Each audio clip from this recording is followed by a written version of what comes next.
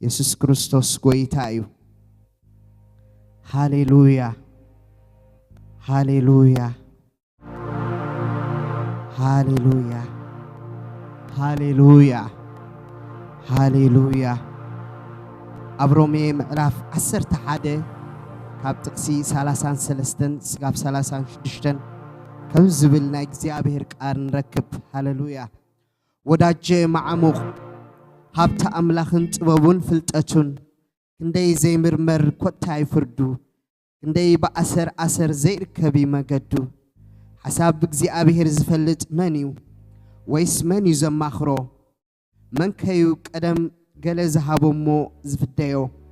ኩሉ ካብኡ ብኡን ድማይሞ ንኡን ዘለዓለም ክብሪ ይኹኖ ሃሌሉያ ወዳጀ ማዕሙቅ ሃሌሉያ እስከ ዕቤቱ ሃሌሉያ እናሳላሰልና ሃሌሉያ ናይ እግዚአብሔር ፍልጠት አዝዩ ዓቢኡ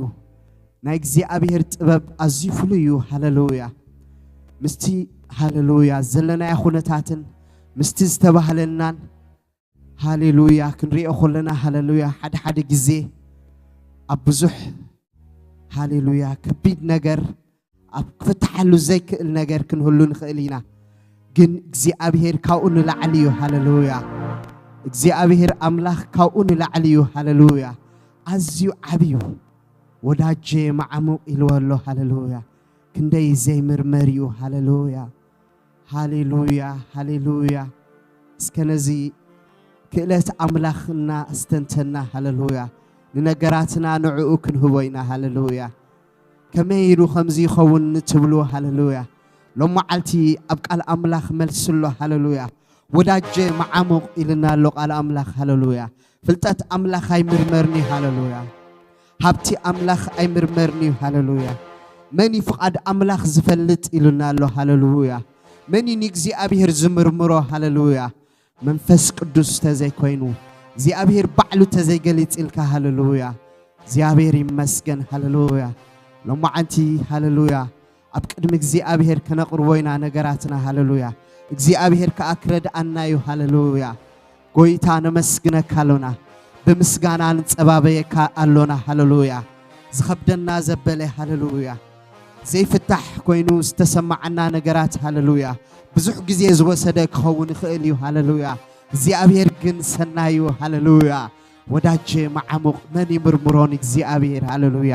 በዝሎና በልካያበት ይመጻካ እግዚአብሔር ከምኡ ሰናይ ስለዝኾነ ከምኡ ሓያል አምላኽ ስለዝኾነ ዘይምርመር ስለዝኾነ ክብሩ ክሕሉ ስለዝደሊ ሃሌሉያ ቀና አምላኽ ስለዝኾነ አምልኾ ንዕኡ ጥራሕ ዝወሃብ ስለዝኾነ ሃሌሉያ ልዑላዊ አምላኽ ስለዝኾነ ሃሌሉያ ወጎይታ ሃሌሉያ ዝኸብዱና ዘበሉ እግዚአብሔር አቦ ሃሌሉያ ኣብዚ ምድሪና ነበርና ኾለናስ እግዚአብሔር አቦ ብዙሕ ነገር ክኸውን ይኽእል እዩ ሃሌሉያ ኣብ ከባቢና ብዙሕ ነገር ክኸውን ይኽእል እዩ ሃሌሉያ ኣብ ነገራት ብዙሕ ነገር ክኸውን ይኽእል እዩ እግዚአብሔር ንስኻ ግን ልዑላዊኻ ንብል ኣለና ሃሌሉያ ንእውጅ ኣለና ሃሌሉያ ጥበብካ ንእውጅ ኣለና ጎይታ ሃሌሉያ ጎይታ ነመስግነካ ኣለና ሃሌሉያ ብምስጋና ንጸባበየካ ሃሌሉያ ሕቶታትና ክትምልስ እግዚአብሔር ሃሌሉያ ሎሙን ዝኸብዱና ዘበሉ እግዚአብሔር አቦ ንዓኻ ንብበካ ኣለና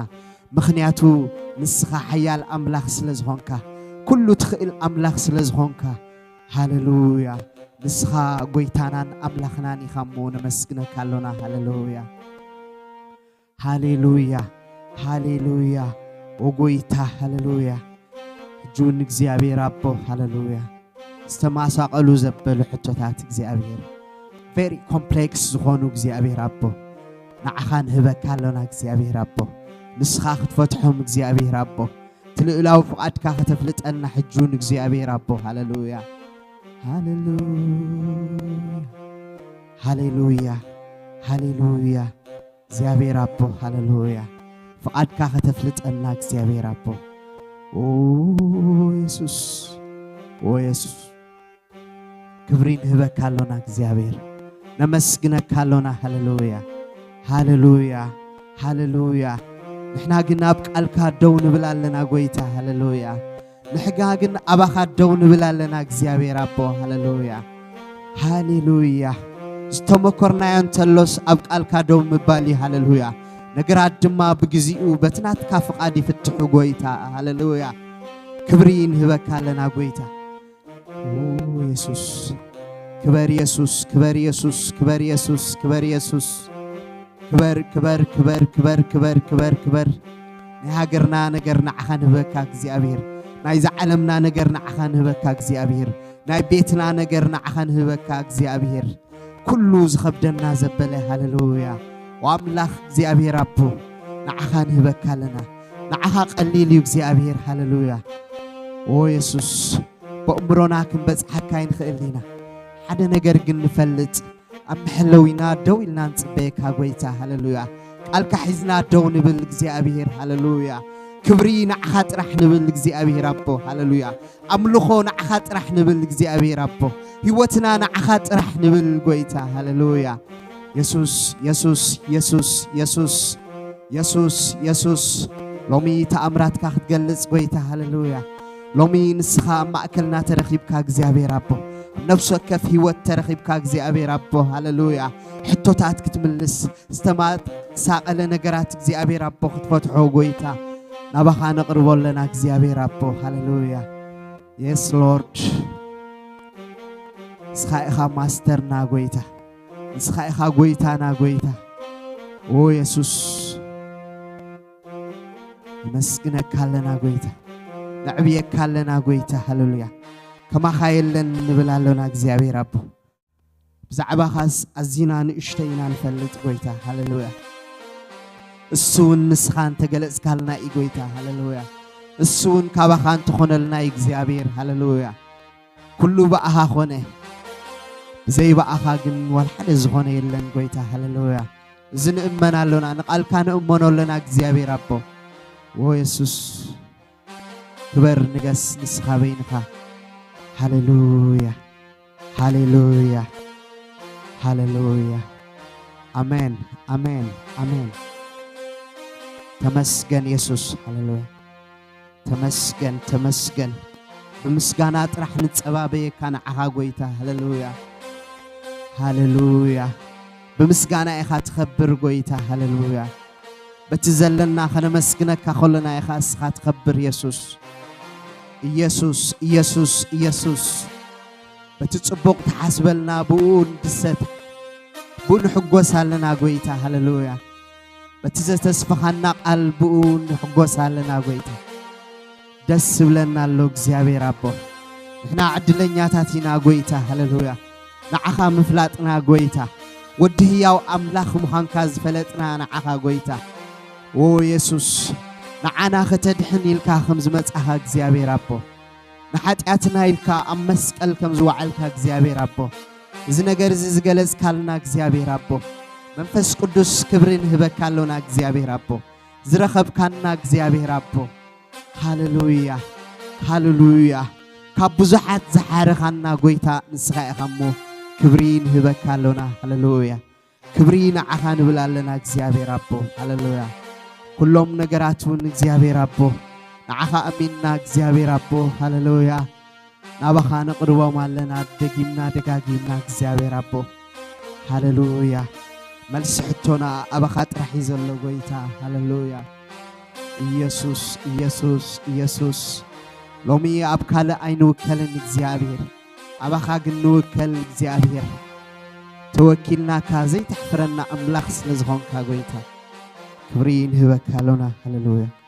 ተመስገን ንብለካ ኣለና ጎይታ ተመስገን ተመስገን ተመስገን ኢየሱስ ተመስገን ተመስገን ተመስገን ተመስገን ጎይታ ተመስገን ኩሉ ጎዳ ጉዲ ከመይ ጌርካ ማይ ከም ትመልኦ ኣይጭነቐሉኔ ወለዋሃቦ ተመስገን ተመስገን ተመስገን ኢየሱስ ተመስገን كله قدا قدي كمي غير كاماي كم تملئو عايجن قلوني ونوهبو تمسكن تمسكن تمسكن يسوس تمسكن تبارك تبارك تبارك يسوس تبارك هاليلويا هاليلويا تمسكن تمسكن تمسكن تمسكن تمسكن تمسكن تمسكن تبارك تبارك تبارك يسوع تبارك تمسكن تمسكن تمسكن يسوع تمسكن تمسكن تمسكن تمسكن يسوع تمسكن تبارك تبارك تبارك يسوع تبارك هاليلويا هاليلويا مسغانا عبيت نعو نبينو هاليلويا اب محلوينا خوينا نعو نمسكن هاليلويا اتنكو زخنا املخنا هاليلويا ودادرت زيبلو غويتا هاليلويا تمسكن نبلو هاليلويا هاليلويا هاليلويا هاليلويا هاليلويا يسوع كريستوس غويتايو نحنا ازينا عدلنياتاتينا هاليلويا يسوع من مخانو تردينايو هاليلويا نسبينو كملخ كم زلو تردينايو هاليلويا زيابير هاليلويا قالو غليصلنا هاليلويا منفس قدوس دغيفنا هاليلويا نام مدحن نامصينا ينسو هاليلويا هاليلويا قليهم جنا إرمياس يوم زبلوه هاليلويا قليهم جنا يوحنس يوم زبلوه هاليلويا قليهم دما حد خاب نبيات يوم زبلوه نحنا جنا نسو ودهياو أملاخي يسوس ودهياو يا أملاخي نبل هاليلويا هاليلويا بس الدس قبلنا يكبوي هاليلويا يسوس ودهياو أملاخ مخانو نعنا خدحني له خمس متى هاليلويا ما أمسكال هاليلويا سلحت أتنا إلو خم توجهنا هاليلويا هاليلويا مسؤول دم خمس تنسأنا هاليلويا أبي من أملاخ دم خمس تقمتنا هاليلويا بتناتو هاليلويا سرح بتنا يقويتا سرح بتنا يقويتا صدقي هاليلويا كابانا أيكونن جناخ خوئيو هاليلويا نسوس لزحرينا هاليلويا هاليلويا وداجي معموق هاليلويا زبرخ قويتا هاليلويا هاليلويا انقع سبت راح كوينو اي ترفه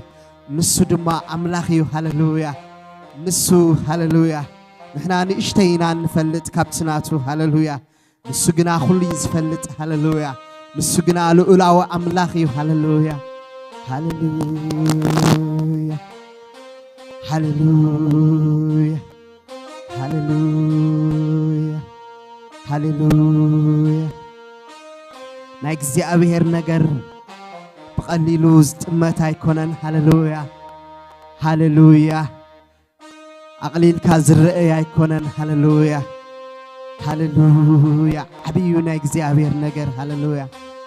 نايكزي أبيهر نجر فليو هاليلويا يسوس وعن سخاهم كان أملاخنا قويتا هاليلويا هاليلويا هاليلويا هبتم بزحات زي أبي ربنا عخازي فلتو نحنا جن بأخاز تحرنا قويتا هاليلويا كبري نعخا نهبك لنا أملخو نعخا نهبك لنا مسخبين خايخا أملخنا نبلالنا هلوت أمالختي يبلنا نبلالنا قويتا هللويا نأمنا لنا بكدميخا قويتا هللويا كبري كبري كبري كبري كبري نعخا هللويا مغوس نعخا سبحات نعخا قويتا هللويا هللويا زماري خمزي لله هللويا كابتي زفلطون لعلي خايلوه هللويا كابتي زحسبك كابتي زقمتك كل جزين لعليخا هللويا عيبت حكاني بأمري لوالله هللويا ومن هبلنا دما خنا مسجنوينا هللويا هللويا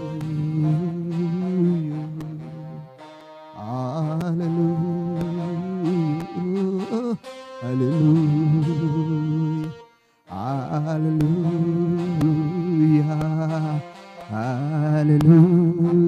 هللويا هللويا كابتي زفلتو نلعلي نلعلي نلعليها كابتي زقمتو نلعلي نلعلي نلعليها كابتي زفلتو نلعلي نلعلي نلعليها كابتي زقمتو نلعلي نلعلي نلعليها عزيخا عبي عزيخا فلوي عزيخا كبور إيخا እግዚአብሔር عزيخا عبي عزيخا فلوي عزيخا كبور إيخا እግዚአብሔር بزي آموري أي كمتكان بحساباتي أي بتحكان ملو معالتي انت أستنتنكو وقح كبلا ليتي تحدركو እግዚአብሔር حبئيو بلكو እግዚአብሔር حبئيو بلكو እግዚአብሔር حبئيو بلكو متحف قدوس كمتي زبلكا منفس قدوس دمازي قلتكا ود أملاخيخا إذ مقلات زي رخيبك باخا يسوس كريستوس قويتا إخابلكا يسوس كريستوس قويتا إخابلكا يسوس كريستوس مسيحي خابلكا متحف قدوس كمتي زبلكا منفس قدوس دمازي قلتكا يسوس كمو ود أملاخيخا إذ مقلات زي رخيبك باخا يسوس كريستوس قويتا إخابلكا يسوس كريستوس قويتا إخابلكا يسوس كريستوس مسيحي خابلكا قليقوم إرمياسيو تبلو قليقوم يوحنس تبلو قليقوم إرمياس تبلو قليقوم كامي بياتيو تبلو نسخا قنا كابقوم تفليخا بزح نقر علو حلف زبلكا سقام بمن معاس قلتكا أبو تراي إيو زفلتو ماننتكا سبات كلهم يملسو عيدنا قرو ቃላት አፎም ሐሳብ ልቦም እስከይመርምሩ ከም ዝምለኺ ፍለጡ በሐቅን ብመንፈስ ወዲ ሕያው አምላኽ ክርስቶስ ከም ዝኾነ ንሱ ካብቲ ዝፈልጦ ንላዕሊ ንላዕሊ ንላዕሊኻ ካብቲ ዝግምቶ ንላዕሊ ንላዕሊ ንላዕሊኻ ካብቲ ዝፈልጦ ንላዕሊ ንላዕሊ ንላዕሊኻ ካብቲ ዝግምቶ ንላዕሊ ንላዕሊ ንላዕሊኻ አዚኻ ዓቢ አዚኻ ፍሉይ አዚኻ ክቡር ኢኻ እግዚአብሔር አዚኻ ዓቢ አዚኻ ፍሉይ አዚኻ ክቡር ኢኻ እግዚአብሔር በዝአሙሮይ አይግምተካን በሐሰባተይ አይበጽሐካን ሁሉ መዓልቲ እንተ አስተንተንኩ ወጋሕ ከብላ ለይቲ ተሓደርኩ እግዚአብሔር ዓብዩ በልኩ እግዚአብሔር ዓብዩ በልኩ እግዚአብሔር ዓብዩ በልኩ ካብቲ ዝፈልጦ ንላዕሊ ንላዕሊ ንላዕሊኻ ካብቲ ዝግምቶ ንላዕሊ ንላዕሊ ንላዕሊኻ ካብቲ ዝፈልጦ ንላዕሊ ንላዕሊ ንላዕሊኻ ካብቲ ዝግምቶ ንላዕሊ ንላዕሊ ንላዕሊኻ አዚኻ ዓቢ አዚኻ ፍሉይ አዚኻ ክቡር ኢኻ እግዚአብሔር አዚኻ ዓቢ አዚኻ ፍሉይ አዚኻ ክቡር ኢኻ እግዚአብሔር ሃሌሉያ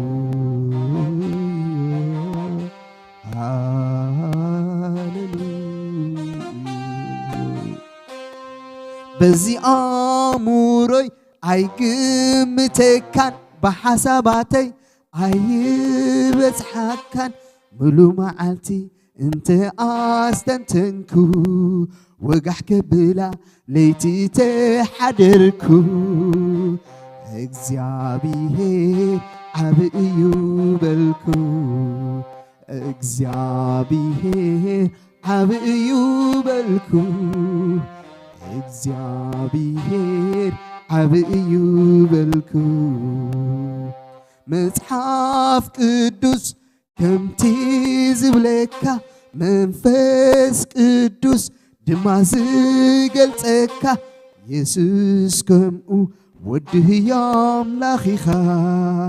እዚ ምግላጽ እዚ ረኺበ ካባኻ ኢየሱስ ክርስቶስ ጎይታ ኢኻ ብለካ ኢየሱስ ክርስቶስ ጎይታ ኢኻ ብለካ ኢየሱስ ክርስቶስ መሲሕ ኢኻ ብለካ ኢየሱስ ክርስቶስ ጎይታ ኢኻ ብለካ ኢየሱስ ክርስቶስ መሲሕ ኢኻ ብለካ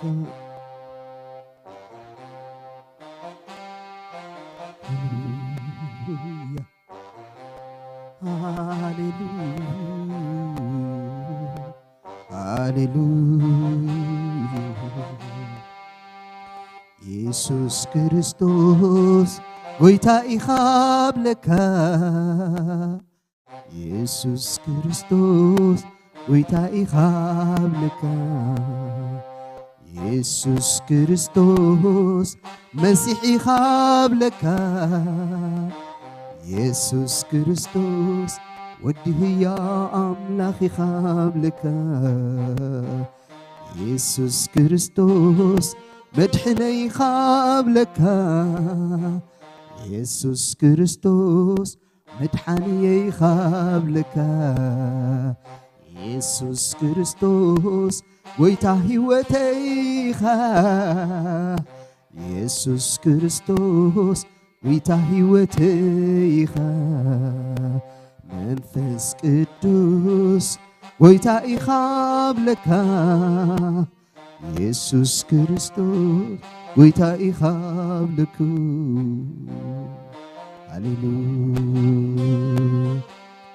ሃሌሉያ ሃሌሉያ ሃሌሉያ ፍሉይ ፍሉይ ፍሉይ ፍሉይ ፍሉይ ፍሉይ ፍሉይ ፍሉይ ፍሉይ ፍሉይ ፍሉይ ፍሉይ እግዚአብሔር ፍሉይ ፍሉይ ፍሉይ ፍሉይ ፍሉይ ፍሉይ ፍሉይ ፍሉይ ፍሉይ ፍሉይ እግዚአብሔር ፍሉይ ፍሉይ ፍሉይ ፍሉይ እግዚአብሔር ፍሉይ እግዚአብሔር ፍሉይ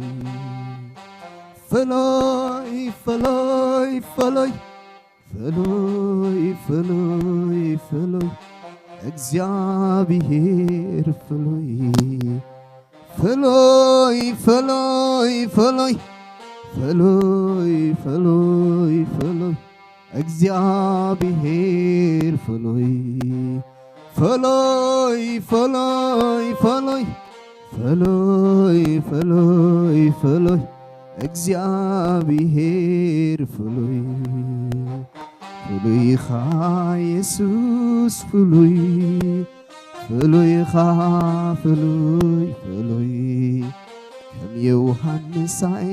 ኣይኮንካን ከም ኤርምያስ እውን ኣይኮንካን ንስኻ ፍሉይ ፍሉይ ፍሉይ ፍሉይ ኢኻ ፍሉይ ፍሉይ ፍሉይ ፍሉይ ፍሉይ ፍሉይ ፍሉይ ኢየሱስ ፍሉይ ወዲ ሕያው አምላኽ ፍሉይ ወዲ ሕያው አምላኽ ፍሉይ ወዲ ሕያው አምላኽ ፍሉይ በይንኻ ተሰብኽ በይንኻ ክብር በይንኻ ክብር ክብር በይንኻ ተመልኽ ተመልኽ በይንኻ ተመልኽ ተመልኽ ሰባት ክብርኻ ኣይውሰዱ ኣይውሰዱ በይንኻ ተመልኽ ተመልኽ ፍሉይ ፍሉይ ፍሉይ ፍሉይ ፍሉይ ኢኻ ፍሉይ ፍሉይ ፍሉይ ፍሉይ ፍሉይ ፍሉይ ፍሉይ ፍሉይ ፍሉይ ፍሉይ ፍሉይ ፍሉይ ፍሉይ ኢኻ ፍሉይ ፍሉይ ፍሉይ ፍሉይ ፍሉይ ፍሉይ ፍሉይ ፍሉይ ፍሉይ ፍሉይ ሃሌሉያ ኢየሱስ ንስኻ ፍሉይ ኢኻ ሃሌሉያ ጎይታ ነመስግነካ ኣለና ሃሌሉያ ክብሪ ነህበካ ኣለና ጎይታ ሃሌሉያ ንስኻ ጎይታና ኢኻ ሃሌሉያ ንስኻ መድሕንና ኢኻ ጎይታ ሃሌሉያ ክብሪ ነህበካ ኣለና ሃሌሉያ ጎይታ ሕጁን እግዚአብሔር አቦ ሃሌሉያ ቶም ንዓኻ ዘይፈለጡ ሃሌሉያ ክፈልጡኻ ሃሌሉያ ፍሉይ ምዃንካ ክፈልጡ ሃሌሉያ كستماقرخا أبي وتم قويتا اختردهم تصلي علونا هاليلويا هاليلويا نسخا فلي إخا يسوس هاليلويا نسخا فلي إخا قويتا هاليلويا يسوس يسوس يسوس كم تنحناز تعامنا كا قويتا هاليلويا خالوت وين كتركبوا لهم بزمشت زي قويتا نتصلي علونا هاليلويا نسخا سلامي خا هاليلويا نسخا نقول سلامي خا هاليلويا نسخا مدحني خا هاليلويا مفتح كل إخا سخا هاليلويا هاليلويا كبر كلنا عخا يخون هاليلويا هجد ما እግዚአብሔር أملاخنا هاليلويا نتقال حيزو زمت أنا قويتا هاليلويا نسخا اختبارخو تصقا خدب زحلو حجون እግዚአብሔር أبو هاليلويا أملاخنا نسخا سلزخونك هاليلويا كما خازبل أملاخ سلزيل እግዚአብሔር هاليلويا وقويتا هاليلويا حجون نقال كان صبابي يولنا هاليلويا تلوم معلتي مديب كالنا زلخا እግዚአብሔር أبو هاليلويا بقالكا غيركا اختزاربنا دلي خيا زلخا قويتا هاليلويا وأملاخ هاليلويا جون እግዚአብሔር هاليلويا نقالكا هاليلويا نصبابيو لنا صمينا خن صبابيوس هاليلويا بقالكا غيركا እግዚአብሔር أبو هاليلويا فس قدوس سماكلنا خوينو እግዚአብሔር أبو هاليلويا نقالكا أبوتا أبلبنا እግዚአብሔር أبو هاليلويا كحدرو እግዚአብሔር أبو هاليلويا أوه هاليلويا هاليلويا هاليلويا تخبلت أف سيف زبلح قالكا እግዚአብሔር أبو هاليلويا هيوتنا هاليلويا فوس زخونه قالكا እግዚአብሔር هالو هاليلويا تزصنانا عنا قالكا እግዚአብሔር اتزمعدنا قالكا حجون صبابي لنا قويتا هاليلويا يسوع يسوع يسوع يسوع يسوع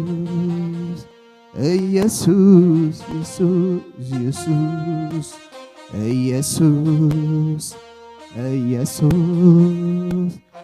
يسوع يسوع يسوع يسوع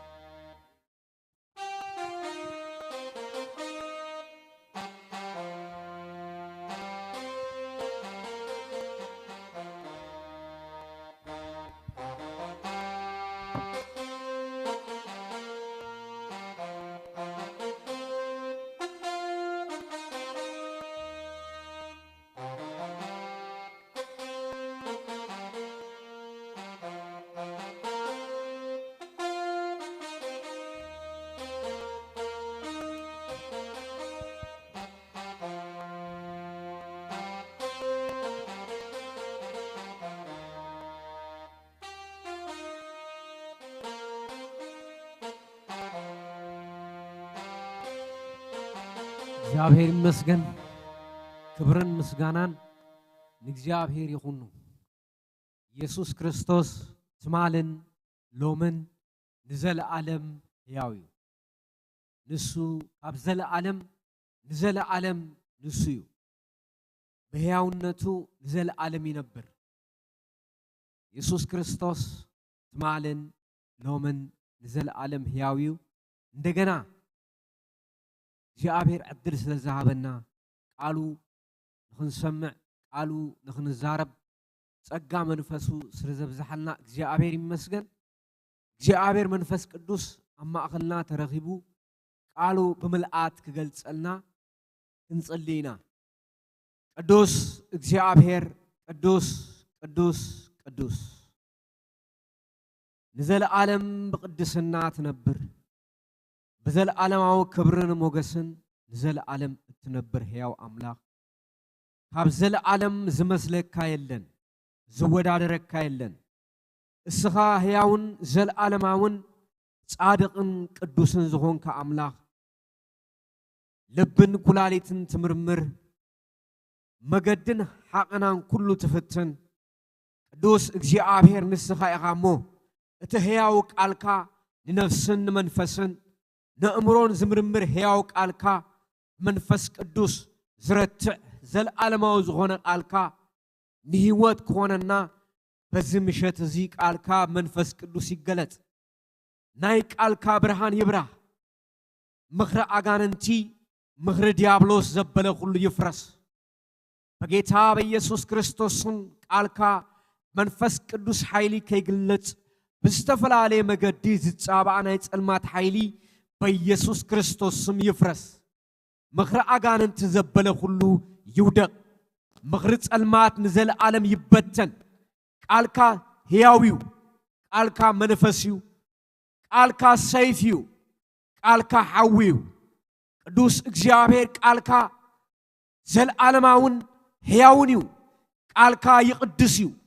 ቃልካ የጽድቅዩ ቃልካ የጽርዩ ቃልካ ከመንፊትዩ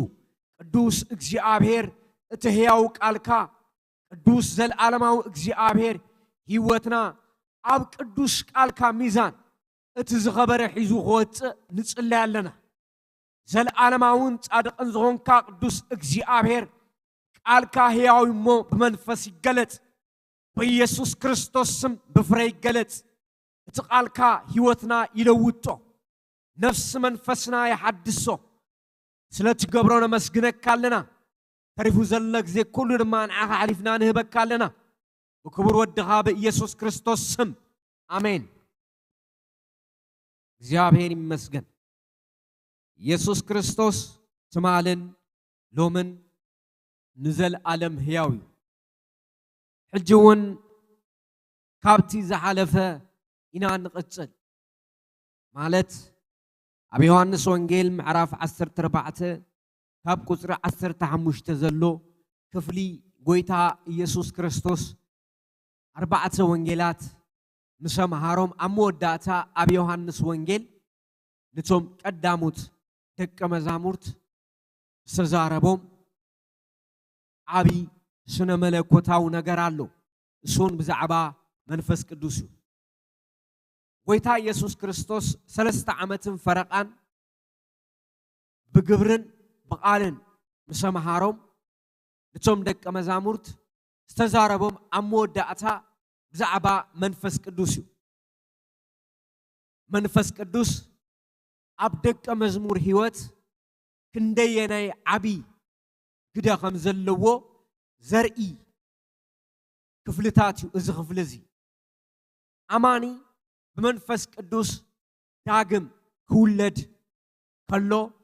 ምስኡ ካብ ኣምላኽ ዝቕበሎ ኃይሊ ኣሎ ኃይሊ መንፈስ ቅዱስ ጎይታ ኢየሱስ ክርስቶስ ንደቀ መዛሙርት ኣጥቢቁ ዝተዛረቦም ነገር ብዛዕባ መንፈስ ቅዱስ እዩ 3 ዓመትን ፈረቃን ተማሂሮም እዮም ግን ነቲ ዝተማሃርዎ ትምህርቲ ኣብ ግብሪ ንኸውዕልዎ ኃይሊ ዝኸውን መንፈስ ቅዱስ የድልዮም ነይሩ እሱ ተዘየድልዮም ነይሩ ኢየሱስ ክርስቶስ ብዛዕባ መንፈስ ቅዱስ ምዝራብ ኣይመድለዮም ስለዚ ብዛዕባ መንፈስ ቅዱስ ክንዘራረብ ግድን እዩ ማለት እዩ ኣብ ናይ ሓድሽ ኪዳን ቤተ ክርስቲያን መንፈስ ቅዱስ ዋና ነገር ከም ዝኾነ መጽሐፍ ቅዱስ የምህረና ብዘይ መንፈስ ቅዱስ ኃይሊ ሓደ ኣማኒ ይኹን ወይ ሓደ ናይ ኣምላኽ ኣገልጋሊ ገለ እኳ ክገብር ኣይክእልን እዩ ክገብሮ ዝኽእል ነገር ሰብኣዊ ነገር ጥራይ ይኸውን ዝኽእል ካብኡ ብዝለዓለ መገዲ ኣድማዓ ዝኾነ መንፈሳዊ ሕይወትን ኣድማዓ ዝኾነ መንፈሳዊ ስራሕን ክሰርሕ ኣይክእልን ማለት እዩ ስለዚ ናይ መንፈስ ቅዱስ ምልአት ወይ ናይ መንፈስ ቅዱስ ኃይሊ ኣማራጺ ዘይብሉ ጉዳዩ ኣብ ኣመንቲ ሕይወት ማለት እዩ እዚ ብኸመይ ክንብል ከለና ኢየሱስ ክርስቶስ ንቶም ደቀ መዛሙርት ኣጥቢቁ እዩ ተዛሪብዎም ኣብ ምዕራፍ 14 ኣብ ምዕራፍ 16 እዚ ማለት መንፈስ ቅዱስ ክጸባባዩ ከም ዘለዎም ሕይወቶም ብመንፈስ ቅዱስ ክምላእ ከም ዘለዎ ብዘይ መንፈስ ቅዱስ ፍረ ኸፍርዩ ከም ዘይክእሉ ኢየሱስ ክርስቶስ ደጊሙ ደጋጊሙ ንደቀ መዛሙርት ከም ዝነገሮም ንርኢ ስለዚ ካብ መጽሐፍ ቅዱስ ክፍሊ ደጋጊምና እንሪኦ ሓፂር ዝመስል ክፍልታት እዩ ግን ብጣዕሚ ዓብ ፍረ ነገር ዘለዎ ቃላት እዩ መንፈስ ቅዱስ ሰደሎም ከም ዘተስፎም تسفى نايمن فس قدوس موراد تسفى تفجمو قدم 2000 عمت فسيسو حجوني فسسالو اتزص اما ሁሉ ናብኡ ቀሪቡ ክሰቲ ውህበት አምላኺው እግዚአብሔር ይመስገን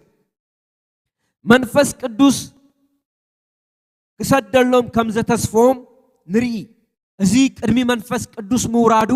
ጎይታ ኢየሱስ ክርስቶስ ንደቀ መዛሙርት ዝተዛረቦም ዘረባ እዩ ወይ ትምህርቲ እዩ ሕጂ ግና መንፈስ ቅዱስ ወሪዱ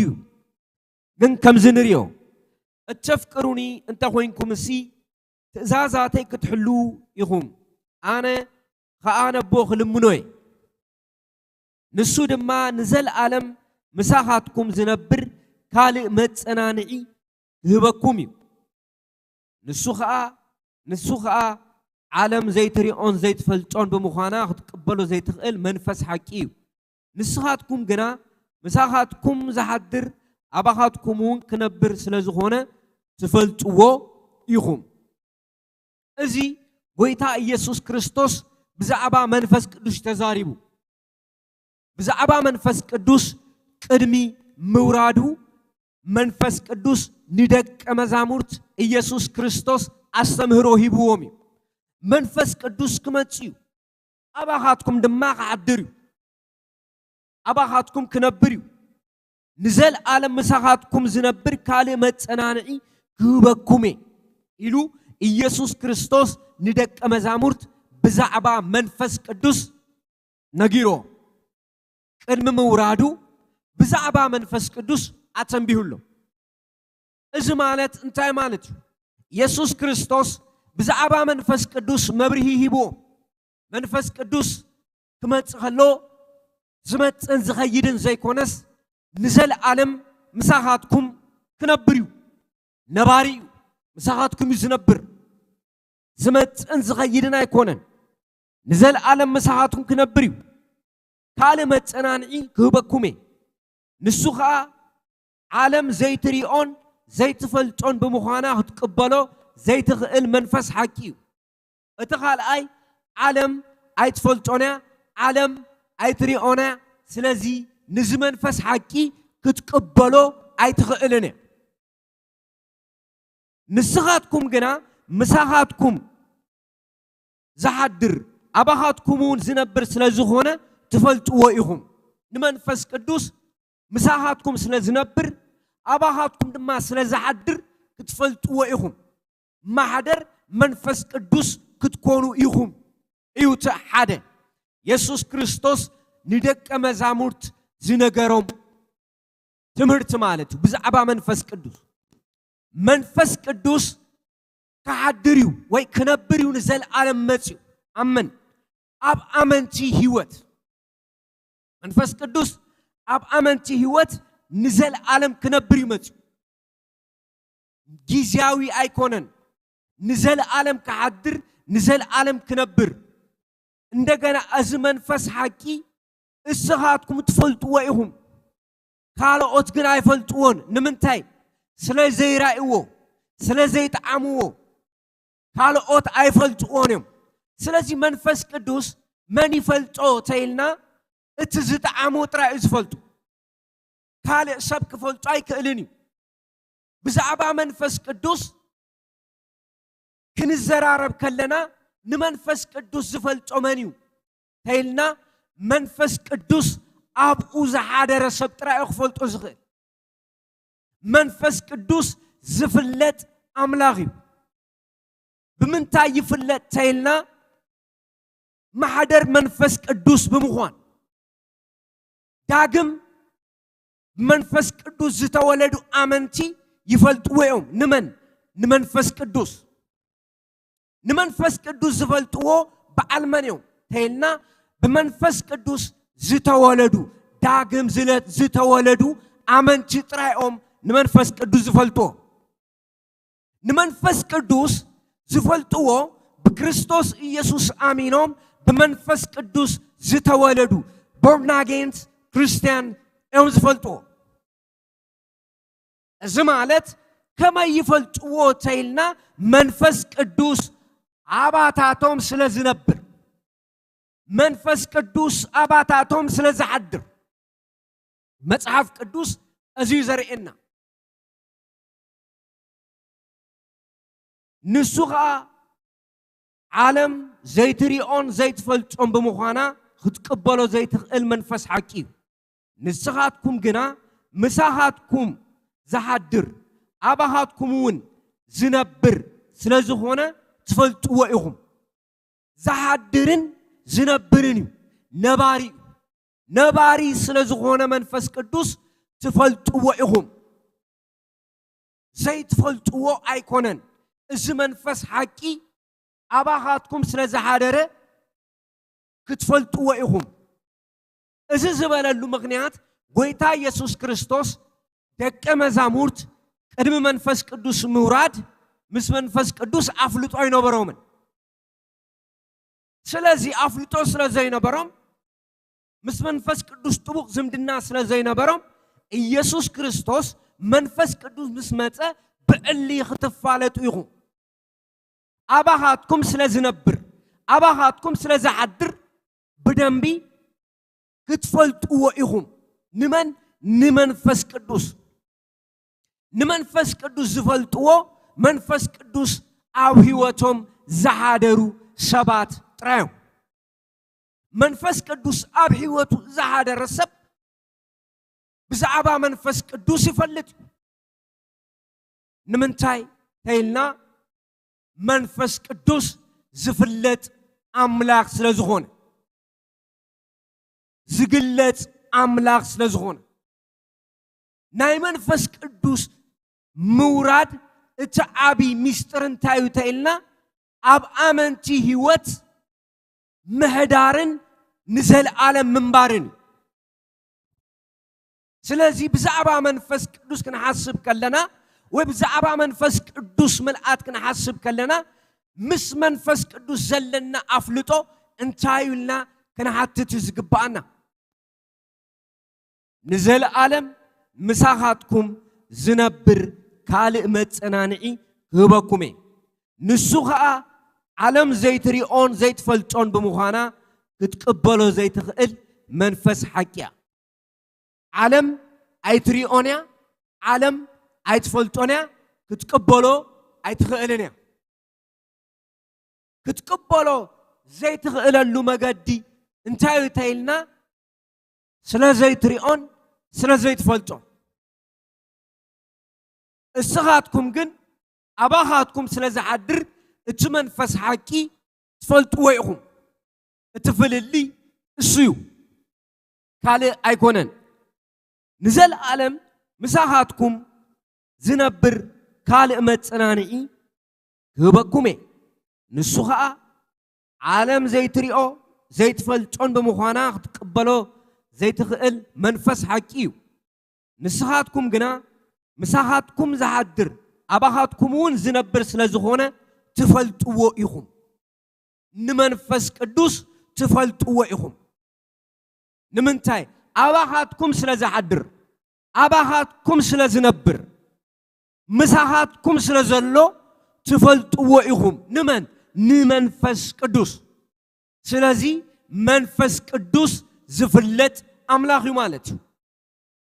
ኣብ ደቂ ሰባት ህይወት ወይ ኣብ ኣመንቲ ህይወት ዝፍለጥ አምላክ እዩ እግዚአብሔር ይመስገን ምሳኻትኩም ዝነብር ኢሉ ደጋጊሙ ኣብዚ ይነግረና ኣብ ካልእ ክፍሊ ኣብ ሮሜ ክሪና ጳውሎስ ኣብ ሮሜ ምዕራፍ 8 ካብ መንፈስ ቅዱስ ዝርከብ ህይወት እንታይ ከም ዝመስል ንዛ ክፍሊ እዚኣ ኣብራሪሁ ጽሒፍዎ ኣሎ መጽሐፍ ቅዱስ ክሪኦ ከለና ብጽሞና ተሪኢናዮ እቲ ሓደ ምስቲ ሓደ ዝኸይድ እዩ ክርስቶስ ዘምሃሮን ሐዋርያት ዘምሃርዎን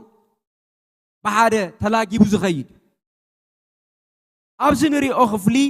ካብ መንፈስ ቅዱስ ዝርከብ ህይወት ኢሉ ሐዋርያ ጳውሎስ ኣብ ምዕራፍ 8 ከምዚ ይብል እምበኣር ሕጂ ነቶም ኣብ ክርስቶስ ኢየሱስ ዘለው ኩነኔ የብሎምን أتي أب كريستوس يسوع زلوا هيوت زهب منفس حجي كاب حج حاتياتن موتن حراوتيون نايو حجي بسقاس لتدخمه هقبرو زي كقل أملاخ نودو بمثل حاتياتين يا سقان كم مسوات حاتيات اللي أخو نتا حاتيات بسقا خوننا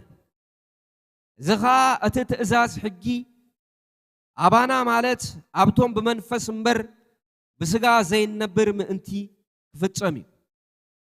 سقاويان زبلو نتناي سقا يوم زحسبو منفساويان قنا نتناي منفس يوم زحسبو ناي سقا نقر تراي محساب موت يمتس ناي منفس نقر محساب قنا يوتن سلامن يمتس مخنياتو اتا حساب سقا مس أملاخ تسلق بمخانو نتحق أملاخ هاي قزان قزاون هاي كألني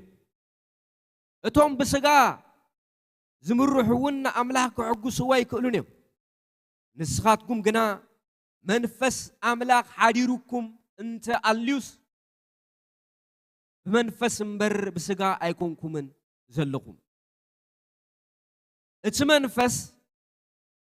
كريستوس زي بلو سبقنا اتمنفس كريستوس زي بلو سبقنا ناي كريستوس أيكونن كريستوس أبغاتكم تدعى الليجنا بتحدى وجن اتسقاكم بسرحات ياتموتيو بتحدى وجن كأ إجزاء صدقكم اتمنفسكم هياوي منفس نايتين يسوع كاموتا زتنسأ أبغاتكم حادرو أنت الليجنا اتي نكريستوس يسوع كاموتا زتنسأ نسونتي مواتي سقاهم بتي أبغاتكم حادرو زلوا منفسكرو هياو قبري مبارس حواتي كم فقار سقا كنبر نت سقا سب عدو أيكوننا أبز غفل زينري أو هارياو باولوس دقاقي مززاربو بزعبا منفساوي هوتن سقاوي هوتن أننا نتأثريو ززارب اندان نتأثر حجي ونابزي ويتا يسوس كريستوس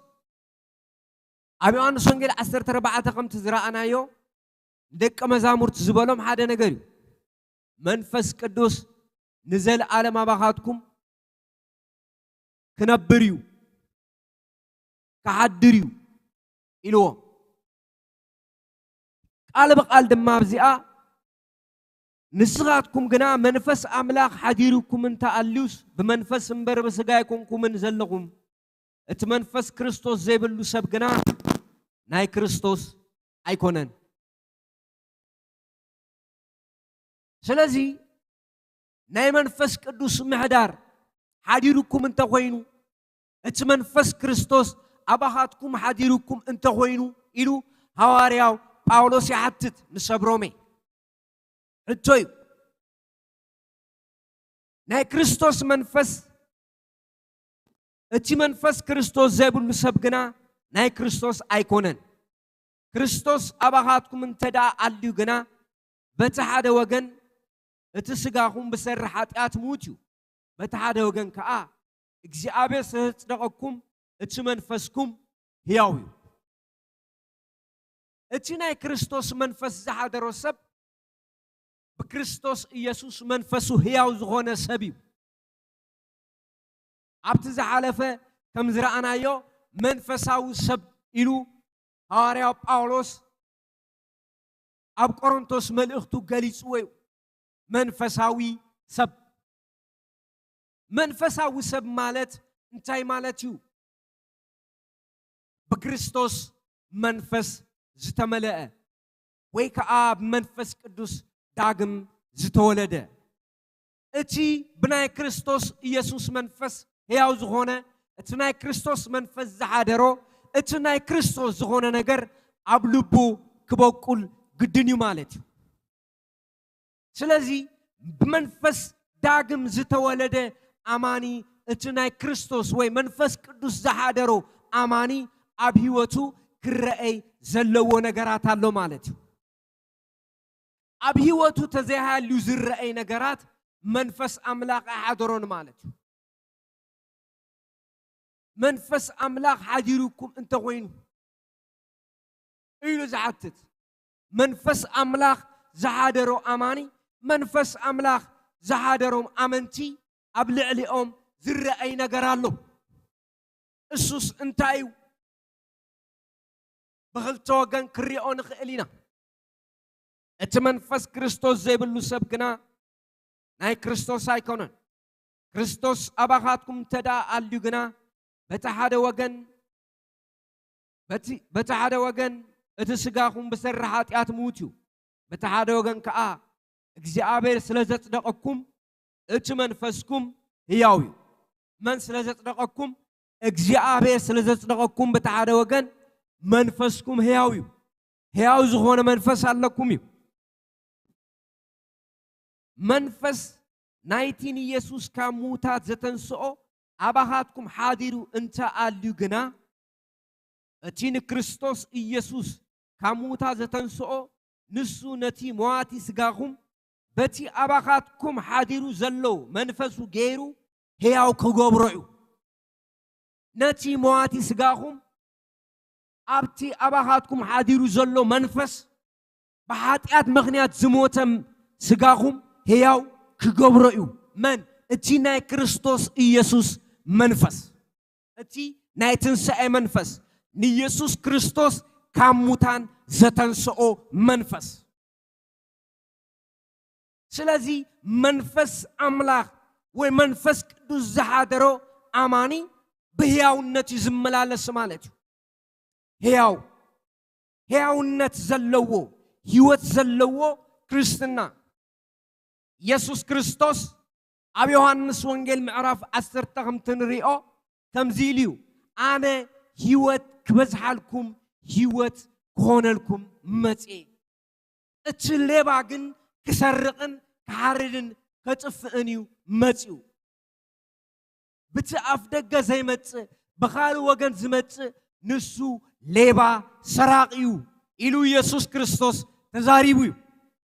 እዚ ህይወት እዚ بمنفس قدوس حيلي زغلت هيوتو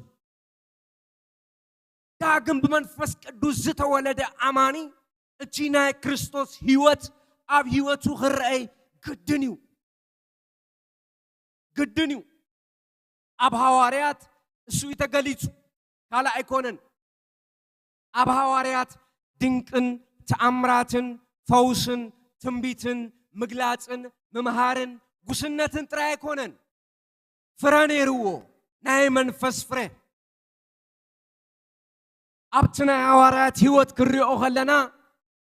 ብዙሕ መከራ ብትዕግስቲ ብዙሕ ሐዘን በሐጎስ ብዙሕ ጸበባ ብጸሎት ካልፉ መጽሐፍ ቅዱስ አርኢና እዩ ስለዚህ መጽሐፍ ቅዱስ ከም ዝነግረና በመንፈስ ቅዱስ ዝተመለአ አማኒ ወይ መንፈስ ቅዱስ ዝተወለደ አማኒ ኢየሱስ ክርስቶስ ካሙታን ዘተንስኦ መንፈስ ዝሓደሮ አማኒ ኣብ ህይወቱ ፍሬ ክረአይ ግድን እዩ ናይ መንፈስ ፍሬ ዳግም ቦርናጌን ዝኾነ ክርስቲያን ውህበት መንፈስ ቅዱስን ፍሬ መንፈስ ቅዱስን فلالينا خريوخ انكالالنا ويبت منفس قدوس ناقل قلوت نخالقوت نمهنات استقميو منفساو فرقن نايقل لي هواتيو منفساو فرق سلازي هوارياو زنقرنا أباخاتكم حاضريو انتال ليقنا اتين كريستوس إيسوس كاموتا زتنسعو نسونتي موت سقاهم بتي أباخاتكم حاديرو زلو منفس جيرو هياو هقبرو نتي بحاتيات مغنيات زموتا سقا اتي أباخاتكم زحادره منفس يسوس كريستوس كاموتان زتنسو منفس هياو هقبرو ازي زرعنا مصحف قدوس ازي نغرنا قصيلو زبالنا هاديو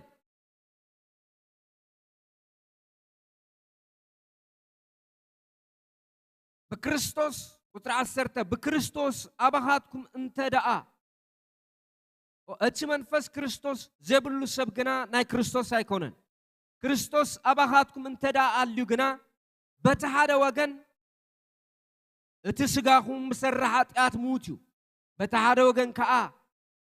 እግዚአብሔር ስለተጠቀቅኩም እች መንፈስኩም ሕያው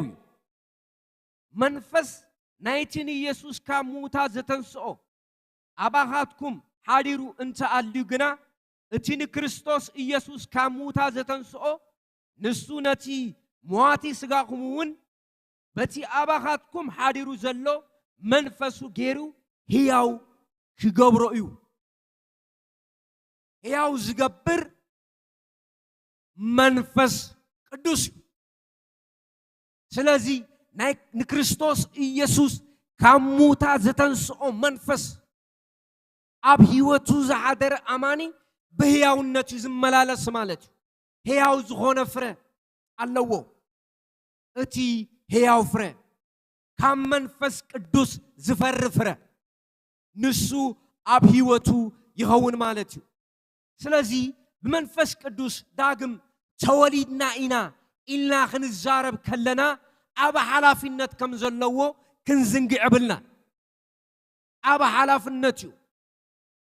منفس قدوس حيلي استمل أسب ومنفس قدوس استمل أماني أب هيوتو فرغ فري قدنيو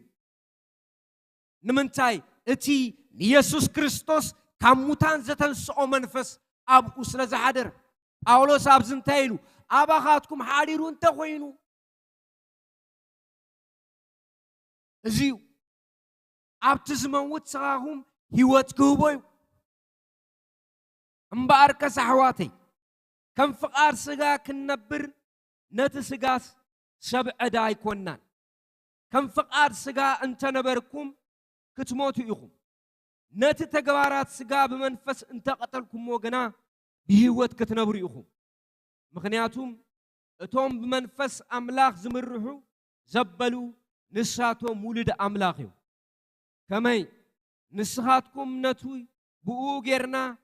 أبو إلنا انسوا على منفس ولدنتكم استقبلكم منبر ناب فرحات كتملسو منفس بارنت أي تقبلكم من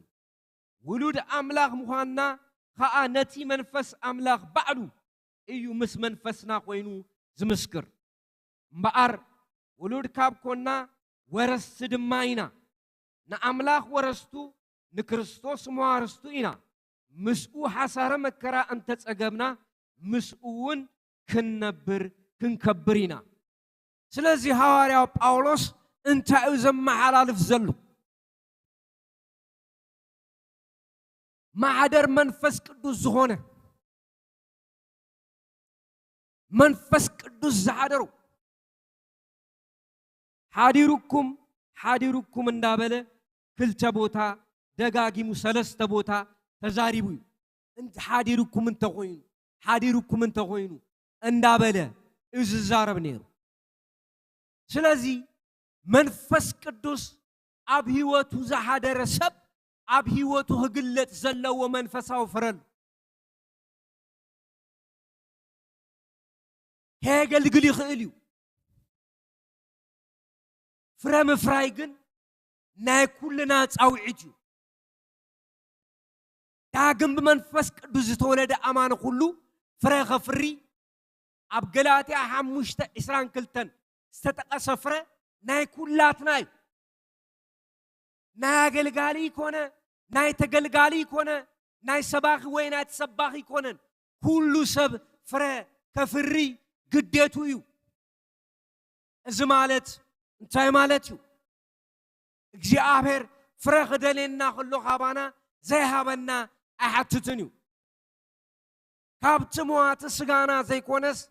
كابتي هياو منفسو اب هيوتنا اخبوكل እግዚአብሔር زهابنا ጸጋን መንፈስ እንደር አልዩስ اب هيوتنا ፍሬህ ነፍሪ ግድኒው መጽሐፍ ቅዱስ ገላትያ 5:22 ከም ዝዛረቦ ናይ እምነትን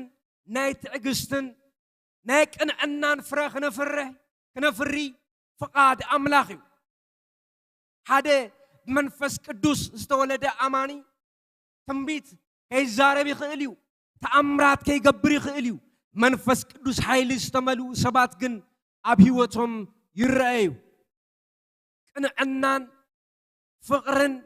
سلامن زملعهم يوم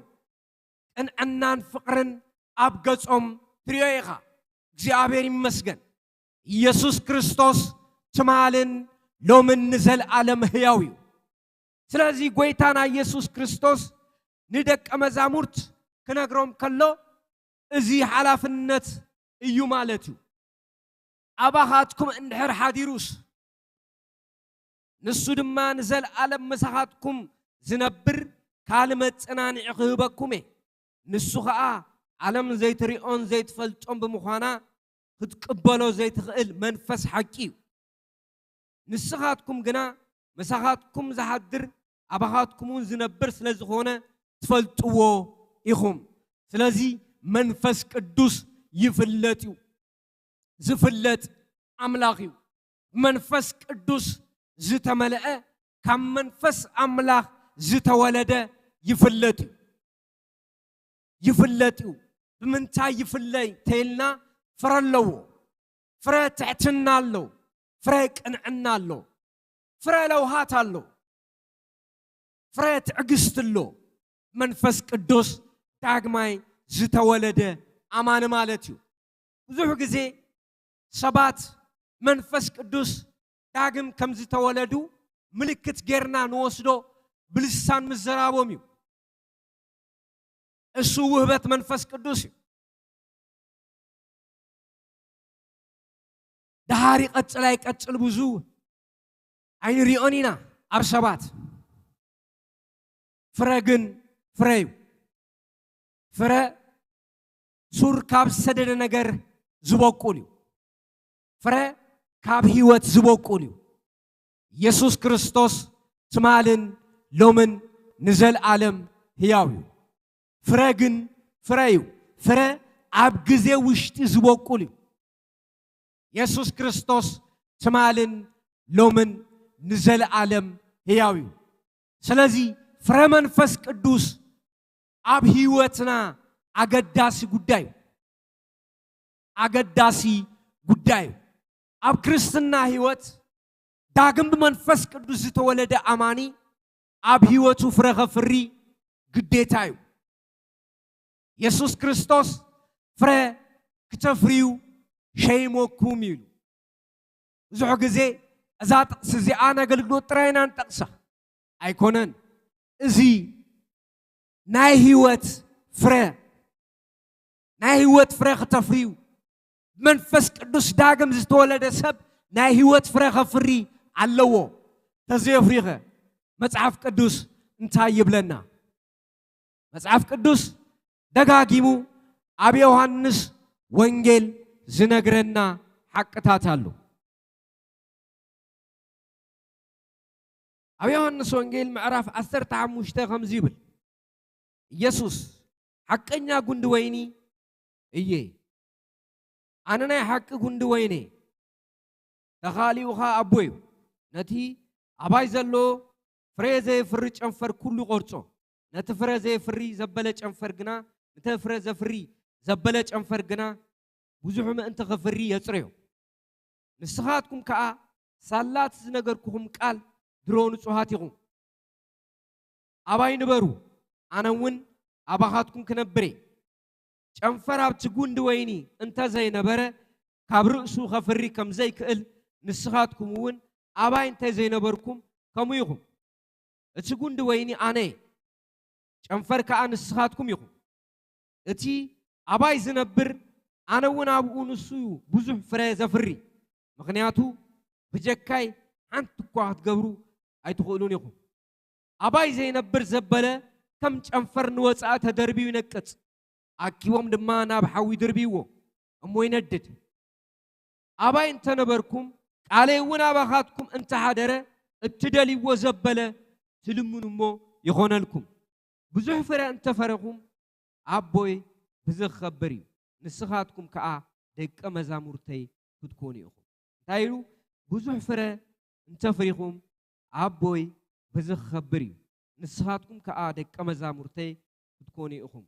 معرف عسر تعمشته وزر شمونته تمزيلو يدمدمو مالتي يسوع كريستوس ويتا يسوع كريستوس أبز غفلز زنقرنا بزعبا قندي بزعبا جنفر بزعبا تغاليو أبوهم زغونه عندنا بزعبا فرا ختفريو لكم فرا تزيفريهم ناهيوت فرا ناهيوت فرا اتقوندي اتجنفر نسخاتكم يهم اتقوندا أنا اتستخالد ما أبوي اتزفري بدن بخفري أبوي دما تمكسوي يسوع كريستوس اتتغالي واتي تخلويني قندي يسوع كريستوس كابانا انتا يدلي تيلنا فري ناي منفس فري يسوع كريستوس تمالن لومن نزل عالم هياوي منفس قدوس داغم زتولد امان كله منفس فري غفري قديو مالتو قديتايو እግዚአብሔር ካባና እንታይ ይደልተይልና መንፈስ ፍረ ናይ መንፈስ ፍረ ኣብ ክርስትና ዓለም ኣብ ዝጸናሕናሉ መጠን እግዚአብሔር ካባና ዝደልዮ እንታዩ ፍረዩ ናይ ህይወት ፍረ ኢየሱስ ክርስቶስ እውን ኢሉናዩ ኣነ ህይወት ክኾነልኩም ህይወት ክበዝሓልኩም መጽ እቲ ሌባ ግን ክሰርቕን ክሓርድን መጽኡ ስለዚ ናይ ህይወት ፍረ ክነፍሪ ናይ መንፈስ ቅዱስ ፍረ ክነፍሪ መንፈስ ቅዱስ ዳግም በመንፈስ ቅዱስ ዝተወለደ አማን ሁሉ ኣብ ህይወቱ ፍረ ክረአይ ግድን እዩ ዝተወለደ ቆልዓ ከም ዝዓቢ ሁሉ መንፈስ ቅዱስ ዳግም ዝተወለደ አማን ድማ መንፈሳዊ ህይወቱ እንዳዓበየ መንፈሳዊ ፍረ ከም ዘፍሪ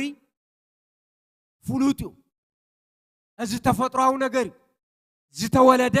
ይዓቢ አታባቢው ይፈላለም በር ዝተወለደ ይዓቢው መንፈሳዊ ፍረ ኣብ ህይወትና እንደ ዓበ ዝኸደሉ መገድ ሓደ እቲ ዝተወለድናሉ ህያው መንፈስ ኣብ ህይወትና እንድሕር ኣልዩ ፍረ ክነፍሪ ግድን እዩ ኣያፍሪን ማለት ኣይከኣልን እዩ ንምንታይ እቲ ዘርኢ ህያው ስለ ዝኾነ እቲ ዘርኢ ዘለዓለማዊ ስለ ዝኾነ እቲ ዘርኢ ህያው ስለ ዝኾነ መንፈስ ቅዱስ ኣብ ህይወቱ ዝፈሰሰ ሰብ ካብ መንፈስ አምላክ ካብ ጽድቅ አምላክ ዝተወለደ ሰብ እቲ ናይ ጽድቅ ፍሬ ከፍሪ ግድን እዩ ስለዚ መንፈስ ቅዱስ ኣብ ህይወትና ሓዲሩ እንተ ኮይኑ ኣብ ህይወትና ፍሬ ከም ዘሎ ክንፈትሽ ክንክእል ኣለና ፍረ ክንፈትሽ ክንክእል ኣለና ውሽጥና ክንምርምሮ ፍረና ክንሪኦ ክንመዝኖ ህይወትና ክንሪኦ ክንመዝና ፍረና እንታይ ይመስል ህይወትናስ እንታይ ይመስል ከምቲ ቃል ዝብለና ዲና ወይስ ከም ልማዲና ንመላለስ ዘለና ወይስ ከም ልማድ መንፈስ ቅዱስ ተመሊእና ኢና ኢልና ዲና ንመላለስ ዘለና ወይስ ብዕሊ ህይወትና እንዳመርመርና እዚ ህይወትና ክሪኦ ኣለና ንምንታይ ብዛዕባ ህይወትና ሓላፍነት ዘለና ካብ ማንም ላዕሊ ብውልቅና ንሕና ኢና ብዛዕባ መንፈሳዊ ህይወትና ሓላፍነት ንወስደላ ንሕና ኢና ስለዚ መንፈሳዊ ህይወትና ክሪኣ ክንምርምራ ኣገዳሲ እዩ ስለዚ ናይ መንፈስ ቅዱስ ንዘለዓለም መሳኻትኩም ክነብር ካልመጽናንዕ ክህበኩም ንሱ ኸኣ ዓለም ዘይትሪኦ ዘይትፈልጦም ብምዃና ክትቅበሎ ዘይትኽእል መንፈስ ሓቂ እዩ ንስኻትኩም ግና ምሳኻትኩም ዝሓድር ኣባኻትኩም እውን ዝነብር ስለ ዝኾነ ትፈልጥዎ ኢኹም መንፈስ ቅዱስ ዝፍለጥ መንፈስ ቅዱስ ዝፍለጥ መንፈስ ቅዱስ ብፍረ ዝግለጽ ናይ ህይወት ፍረ ዘብዝሕ መንፈስ ቅዱስ ተአምራት ጥራይ ወይ ደጋው ነገር ጥራይ ኮነን ሰርሕ ውሽጥ ዝልውጥ ሓያል መንፈስ እዩ ውሽጥ ዝቀይር ሓያል መንፈስ እዩ አተዓሳስባ ዝቀይር ሓያል መንፈስ እዩ ካብ ውሽጢ ዝመፀ ለውጢ ማንም ደው ከብሎ ይክእልን ውሽጡ ዝተለወጠ አማኒ ፍሉጥ እዩ ውሽጣ ዝተቀየረት አማኒ ፍልጥያ ብፍሬኣ ትግለጽ ፍሬ ዝግለጽ ፍረለዎም ፍሬ መንፈስ ቅዱስ ስለዚ ሐዋርያ ጳውሎስ ደጊሙ ደጋጊሙ ዝብለናውን ንሱ እዩ መንፈስ አምላኽ ንስኻትኩም ገና መንፈስ አምላኽ ሓዲሩኩም እንታልዩስ መንፈስ እምበር ብስጋ ይኮንኩምን ዘለኹም እቲ መንፈስ ክርስቶስ ዘይብሉ ሰብ ገና ናይ ክርስቶስ ኣይኮነን ክርስቶስ አባኻትኩም እንተደኣ አልዩ ገና በቲ ሓደ ወገን እቲ ስጋኹም ብሰራሕ ኃጢአት ሙት እዩ በቲ ሓደ ወገን ከዓ እግዚአብሔር ስለ ዘጽደቀኩም እቲ መንፈስኩም ሕያው እዩ በቲ ሓደ ወገን እግዚአብሔር ስለ ዘጽደቀኩም እቲ መንፈስኩም ሕያው እዩ መንፈስ ናይቲ ንኢየሱስ መንፈስ ናይቲ ንኢየሱስ ካብ ሙታ ዘተንስኦ አባኻትኩም ሓዲሩ እንተልዩ ገና እቲ ንክርስቶስ ኢየሱስ ካብ ሙታ ዘተንስኦ ነሱ ነቲ መዋቲ ስጋኹም እውን በቲ አባኻትኩም ሓዲሩ ዘሎ መንፈስ ገይሩ ሕያው ክገብሮ እዩ እምበኣርከስ ኣሕዋተይ ከም ፈቃድ ስጋ ክንነብር ነቲ ስጋስ ሰብ ዕድኡ ኣይኮነና ከም ፈቃድ ስጋ እንተነበርኩም ክትሞቱ ኢኹም ነቲ ተግባራት ስጋ መንፈስ እንተቀተልኩምዎ ግና ብህይወት ክትነብሩ ኢኹም ምክንያቱ እቶም መንፈስ አምላኽ ዝምርሑ ዘበሉ ንሳቶም ውልድ አምላኽ እዮም ከመይ ንስኻትኩም ነቲ ብኡ ጌርና አቦ አቦ ኢልና ንጽውዓሉ መንፈስ ውልድነት ኢኹም ዝተቀበልኩም እምበር ናብ ፍርሓት ክትምለሱ መንፈስ ባርነት ኣይተቀበልኩምን ውሉድ አምላኽ ምዃንና ከዓ ነቲ መንፈስ አምላኽ ባዕሉ እዩ ምስ መንፈስና ኮይኑ ዝምስክር እምበኣር ውሉድ ካብ ኮና ወረስቲ ድማ ኢና ንአምላኽ ወረስቱ ንክርስቶስ መዋርስቱ ኢና ምስኡ ሓሳረ መከራ እንተጸገብና ምስኡ እውን ክንነብር ኢና ኢየሱስ ክርስቶስ ትማልን ሎምን ንዘለዓለም ሕያው እዩ ኢየሱስ ክርስቶስ ትማልን ሎምን ንዘለዓለም ሕያው እዩ ኣብ ውሽጥን ኣብ ደገን ዝተፈላለዩ ሚድያታት ትከታተሉ መንፈስ ቅዱስ ሓዲሩ ተኾይኑ ኣብ ህይወትና ክትንክፎ ህይወትና ክልውጦ ግድን እዩ ተዘይ ኮይኑ ግን ብመንፈስ አምላኽ ክትምልኡ ይዕድመኩም ኢየሱስ ክርስቶስ ትማልን ሎምን ንዘለዓለም ሕያው እዩ እወ አነ መንፈስ አምላኽ ተመሊኤ ህይወተይ ዝተለወጠ እዩ ህይወተይ እንደገና ከዓቢ ደሌ ትብሉን በሐንሳብ ክንጸልይና አይ እዚ ትብሎ ዘለኻ አነ ብዙሕ ኣብ ህይወተይ ኣይሪኦኔ መንፈስ ቅዱስ ምልአት ክንጸልይና እግዚአብሔር መንፈስ ቅዱስ ኣብ ዘለኹም ክትንክፈኩም ይከኣሎ እዩ ኢየሱስ ክርስቶስ ትማልን ሎምን ንዘለዓለም ሕያው እዩ ኦ ኢየሱስ ክርስቶስ ዘለዓለማውን ሕያውን ዝኾነ መንፈስካ ካብ ዘለዓለም ንዘለዓለም ብኽቡርነትን ብግርማ ሞገስን ዝነብር ሓይልኻ ኣብ ጉባኤኻ ብምልአት ክፈስስ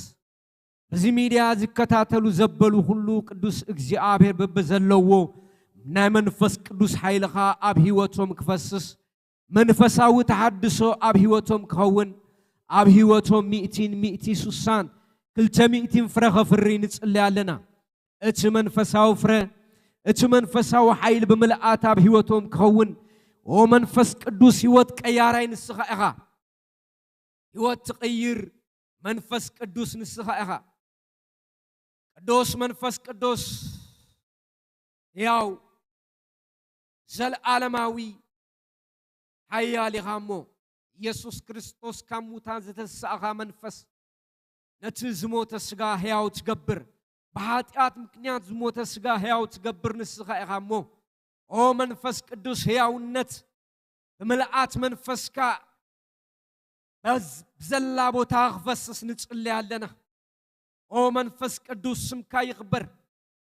ኢየሱስ ክርስቶስ ስም ናይ መንፈስ ቅዱስ ኃይሊ ምልአት ክፈስስ ህይወት ክልወጥ አርዑት ክስበር ጸልማት ክቅንጠት ጸልማት ካብ ልቦና ክግፈፍ ንጽልይ ኣለና ኦ ጎይታ ኢየሱስ ክርስቶስ ቃልካ ሐቂው እሞ እቲ ሕያው ዘለዓለማዊ ዝኾነ ቃልካ ይቕይር እዩ ይልውጥ እዩ ረድኤት ካባኻ እሞ መንፈስ ቅዱስ ረድኤት ካባኻ ይፍሰስ ሓልዮት ካባኻ ይፍሰስ ህይወት ዝልውጥ ኃይሊ ህይወት ዝልውጥ መንፈስ ካባኻ ይፍሰስ ንዓኻ ዝጸባበዩ መንፈስ ቅዱስ ምልአት ጎይታ ኢየሱስ ክርስቶስ ንዓኻ ዝደልዩ አቤቶም ዘለው መንፈስ ካብ ልዕሊኦም ይውረድ እትናትካ መንፈስ ኃይሊ ህይወቶም ይተንክፎ ዘለዓለማዊ ዝኾነ ናይ ትንሣኤ ኃይሊ ህይወት ይለወጥ ይተንከፍ ንዘለዓለም ኦ ኢየሱስ ክርስቶስ ዘለዓለማዊ ግርማኻ ዘለዓለማዊ ክብርኻ መንፈስ ቅዱስ ኃይሊ ንዘለዓለም ይፍሰስ ኢየሱስ ክርስቶስ ስለትገብሮ ነመስግነካ ኣለና ክብርን ምስጋናን ውዳሰን አምልኾን ካብ ዘለዓለም ንዘለዓለም ንዓኻ ንህብ ኣለና ተሪፉ ዘሎ ግዜ ኩሉ ንዓኻ ንህብ ኣለና ምኽሪ አጋንንቲ በኢየሱስ ክርስቶስ ስም ዝፈረሰ ይኹን ምኽሪ ዲያብሎስ እርኩሳን መናፍስት በጌታ በኢየሱስ ክርስቶስ ስም ኃይል ጸልማት ምኽሪ ዲያብሎስ ንዘለዓለም ዝፈረሰ ይኹን ሕያው መንፈስካን ክብርኻን ኦ ቅዱስ እግዚአብሔር ይፍሰስ ሞገስካን ኃይልኻን ይፍሰስ ክብርኻን ግርማኻን ይፍሰስ ክብርኻን መንፈስካን ኩሉ ይቆጻጸሮ ዘይቆጻጸሮ ክፍሊ አይምበር ሁሉ ስለትቆጻጸሮ ነመስግነካ ኣለና ኦ ኢየሱስ ክርስቶስ እዚ ምሸት እዚ ይሕሊፍካን አሕሊፍና ንህበካ ኣለና ብዝተፈላለየ ማእሰርቲ ዘለው ኣብ ጸልማት ዝወደቁ በኢየሱስ ክርስቶስ ስም ማእሰርቶም ይበታተኽ በጌታ በኢየሱስ ክርስቶስ ስም ይበታተኽ ኣብ ቤቶም ዘለው ኣብ ጉባኤ ዘለው በሚድያ ዝከታተሉ ማእሰርቶም ኩሉ ይበታተኽ ምኽሪ ጸልማት ዘበለ ኩሉ ይፍረስ ክብርን ምስጋናን ውዳሰን አምልኾን ንዓኻ ዓሊፍና ንህበካ ኣለና ብክቡር ወድኻ በኢየሱስ ክርስቶስ ስም አሜን